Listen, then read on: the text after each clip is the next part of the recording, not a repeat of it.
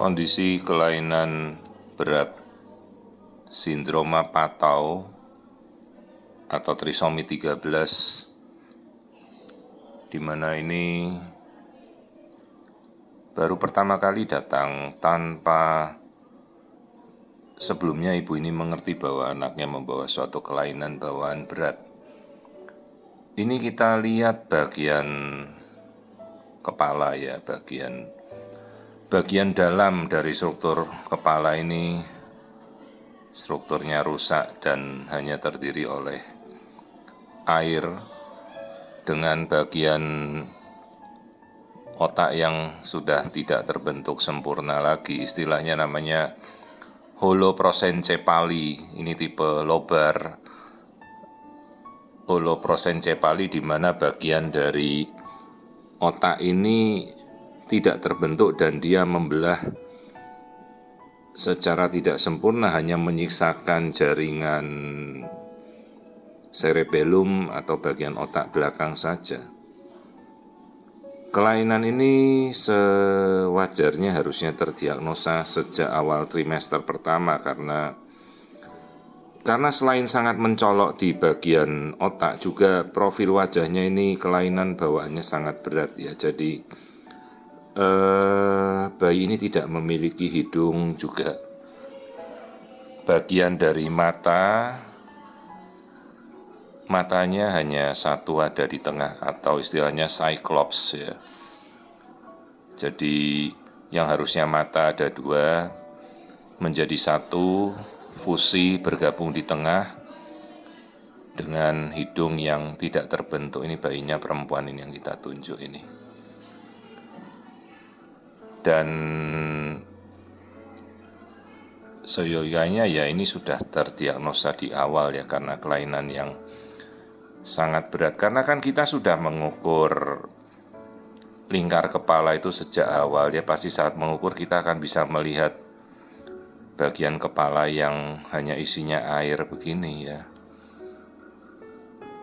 Jadi ini suatu kondisi yang kita namakan sindroma Patau atau biasa kaitannya dengan trisomi 13, kelainan genetik di mana kromosom 13-nya itu kelebihan satu gen kromosom menjadi 3 kromosom nempel menjadi satu di nomor 13 kromosom kita. Kelainannya berat, jadi bagian otaknya hancur, rusak, namanya holoprosencepali alobar. Mata tidak terbentuk sempurna, jadi matanya hanya satu, kemudian hidung tidak terbentuk, tonjolan hidung pindah ke bagian dahi yang dinamakan proboscis. Sementara ini kita amati bagian jantung, meskipun jantung berdetaknya normal, tapi jantung ini posisinya bergeser. Yang harusnya ada di sebelah tengah, terlihat lambung, ini yang saya tunjuk ini lambung masuk ke arah rongga dada. Ini kasus hernia diafragmatika, di mana harusnya kan di dada itu hanya isinya paru-paru dan jantung. Ini jadi jantungnya terdesak ke arah kanan, lambungnya naik ke rongga dada. Jadi di dalam dada itu tidak cuma paru-paru dan jantung, ini ada lambung. Jelas ini suatu kondisi yang kasusnya sangat berat ya. Dan ini bukan kondisi di mana janin ini bisa hidup, ini kondisi letal, mematikan, dan prognosisnya sangat-sangat buruk ya. Trisomi 13 itu kelainan gen yang sangat-sangat parah dan sangat-sangat buruk. Dan misalnya pun kita tidak melakukan cek genetika, seharusnya sejak awal trimester kedua atau trimester pertama saja ini pasti akan kelihatan ya. Ini kehamilan dengan anak pertama ini, baru hamil ini, dan langsung kelainan bawaan berat ya. Dan ini suatu kondisi yang bukan memungkinkan untuk bisa hidup ya. Ini kondisi yang letal atau kondisi yang mematikan.